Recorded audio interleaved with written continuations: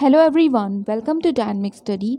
आज है हमारी 24th क्लास या आज है हमारा 24th वीडियो नेट के क्वेश्चन सीरीज़ का, जिसमें हम 5 इंपॉर्टेंट एमसीक्यूज़ को डिस्कस करेंगे। तो देखिए, चलिए स्टार्ट करते हैं अपना आज का ये वीडियो। और ये है आज का हमारा फर्स्ट क्वेश्चन।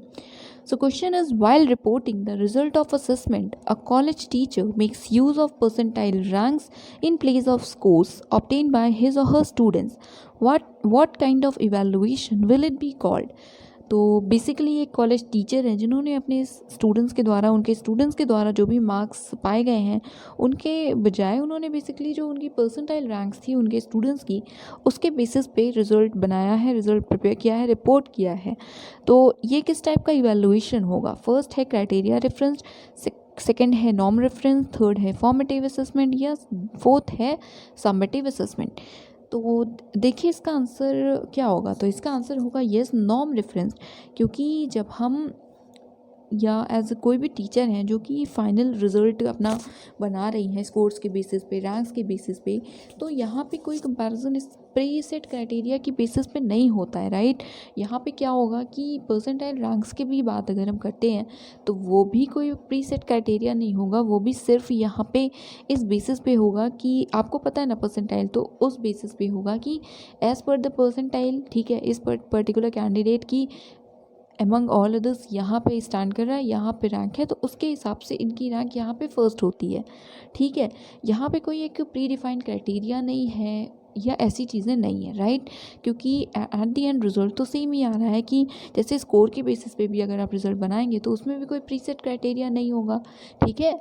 इसलिए ये है नॉर्म रेफरेंस टेस्ट का एक एग्जाम्पल। तो इस टाइप के इवेल्युएशन को हम नॉर्म रेफरेंस इवेल्युएशन या नॉर्म रेफरेंस टेस्ट ही बोलेंगे, राइट। तो जो आंसर होगा वो होगा ऑप्शन नंबर सेकंड। अब हम देखते हैं अपना नेक्स्ट क्वेश्चन। सो ये कोडिंग बेस्ड क्वेश्चन है if in a coded language, if square is written as QS, then rhombus will be written as, ये ऑप्शंस गिवन है। तो स्क्वायर को इस तरह लिखा गया है, तो हम पहले इसको देखेंगे कि पैटर्न इसका क्या है, क्यों ऐसे लिखा गया है स्क्वायर को। सो दिस इज स्क्वायर और इसे लिखा गया है ERAUQS, राइट। तो अगर आप इसे थोड़ा सा भी ध्यान से देखेंगे तो आपको समझ में आ जाएगा। यहाँ का जो लास्ट था लेटर वो फर्स्ट पे चला गया है, अल्फ़ाबेट यहाँ एस था फर्स्ट पे तो वो लास्ट पे आ गया है, राइट। और उसके बाद भी सेम ही चीज़ें हैं, सेकंड वाला लास्ट है इधर से इधर, तो बेसिकली ऑपोजिट डायरेक्शन में वो रिवर्स कर दिया गया है, ठीक है ना। जैसे यहाँ पे सबसे पहले एस था तो ये लास्ट में होगा, देन सेकंड पे क्यू था तो सेकंड लास्ट पे क्यू है, देन यू थर्ड पे था तो यू लास्ट से थर्ड पे है, देन ए फोर्थ पे था तो यहाँ पे थर्ड पे है। तो बेसिकली रिवर्स ऑर्डर में स्क्वायर को लिखा गया है। तो अब रोम्बस को भी हम इस रिवर्स ऑर्डर में लिखेंगे। सो यहाँ पे रिवर्स कीजिएगा तो सबसे पहले it will be S, then U, then B, then MOH and R, right. ये होगा हमारा कोडिंग या इस पर्टिकुलर लैंग्वेज में हमारा जो कोड है वो। तो हम रोम्बस को कैसे लिखेंगे ऐसे, तो इसलिए जो हमारा आंसर हो जाएगा वो होगा ऑप्शन नंबर फर्स्ट, ठीक है। तो यहाँ पे जो आंसर है वो है ऑप्शन नंबर फर्स्ट। अब अपना नेक्स्ट क्वेश्चन देखते हैं। सो ये क्वेश्चन नंबर थर्ड है। सो क्वेश्चन है, in the university education system as prevalent now, which of the following bodies or committees looks after formal approval of curriculum and courses of study. तो basically अभी जो हमारा university education system है अभी का, तो उसमें कौन सी बॉडी या जो कमिटी है वो देखती है मतलब वो बेसिकली फॉर्मली अप्रूव करती है हमारे करिकुलम और कोर्सेज को, ठीक है। तो 4 ऑप्शंस में first is university executive council या board of management, second is academic council of the concerned university, third is board of studies या फोर्थ इज यूनिवर्सिटी कोर्ट। तो इसका आंसर क्या होगा? तो देखिए जो कमिटी है अभी जो यूनिवर्सिटी एजुकेशन सिस्टम की अगर हम बात करते हैं तो जो फॉर्मली अप्रूव करती है इसे, तो आप जिस भी यूनिवर्सिटी में पढ़े होंगे आपको पता होगा इसका आंसर कि देखिए जो हमारी एकेडमिक काउंसिल होती है किसी भी यूनिवर्सिटी की, जैसे आप किसी एक्स यूनिवर्सिटी से हैं, ठीक है, तो उस यूनिवर्सिटी की जो भी एकेडमिक काउंसिल होगी वो फॉर्मली अप्रूव करती है, ठीक है। और आप इसे समझ भी सकते हैं कि अगर कोई एक आउट बॉडी होती जो कि फॉर्मली अप्रूव करती तो हर जगह 100% word by word same curriculum और कोर्सेज होते स्टडी के, बट ऐसा नहीं होता। और आपने कई बार सुना होगा कि किसी एक यूनिवर्सिटी के एकेडमिक काउंसिल ने किसी एक कोर्स को अप्रूवल दिया कि कोई करिकुलम में कुछ ऐड किया, तो ये सारी चीज़ें एकेडमिक काउंसिल की तरफ से की जाती हैं। तो यहाँ पे हमारा आंसर होगा option number second, that is academic council. So अब देखते हैं अपना फोर्थ क्वेश्चन। सो ये है मैच द कॉलम वाला हमारा क्वेश्चन। दो लिस्ट दी हुई हैं, लिस्ट 1 एंड लिस्ट 2। लिस्ट 1 में, और ये दोनों ही कुछ कंप्यूटर से रिलेटेड, ठीक है, उससे आईसीटी से रिलेटेड टर्म्स हैं। तो फर्स्ट में है प्रोग्रामिंग लैंग्वेज, तो हमें बताना है इसका एग्जाम्पल क्या होगा। सो यस, उसके बाद है second operating system, then internet, और डी है एप्लीकेशन सॉफ्टवेयर। लिस्ट 2 में हमें इसी के एग्जाम्पल्स दिए हुए हैं एक तरह से, या उसके कैसे हम एक्सप्लेन कर सकते हैं वो क्या है। तो सबसे पहले है वाइड एरिया नेटवर्क वैन, देन सेकंड है MS power point, third is Windows XP and fourth is C++। तो बहुत ईजी है, ठीक है, विंडोज़ तो आप यूज़ करते ही होंगे, ठीक है, तो वो क्या है, ऑपरेटिंग सिस्टम है ना। तो और प्रोग्रामिंग लैंग्वेज तो C++, कितनी सारी लैंग्वेज आपने सुनी होगी, हाई लेवल लैंग्वेजेस।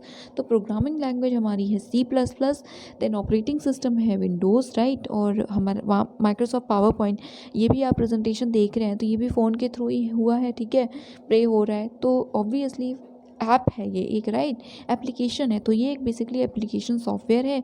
और नेटवर्क की बात हो रही है तो इंटरनेट है। तो ए का है फोर्थ, अब हम देखते हैं आंसर क्या होगा। तो ए का फोर्थ 2 में दिया हुआ है, तो डी का मतलब एप्लीकेशन सॉफ्टवेयर का एग्जांपल है सेकंड। तो यहाँ पे जो हमारा आंसर हो जाएगा वो हो जाएगा ऑप्शन नंबर सेकंड, राइट। तो प्रोग्रामिंग लैंग्वेज है C++, ऑपरेटिंग सिस्टम है विंडोज़ XP, इंटरनेट का एग्जांपल या इंटरनेट का जो दिया हुआ है वो है वैन, और एप्लीकेशन है हमारा MS पावर पॉइंट, राइट। तो आंसर है ऑप्शन नंबर सेकंड।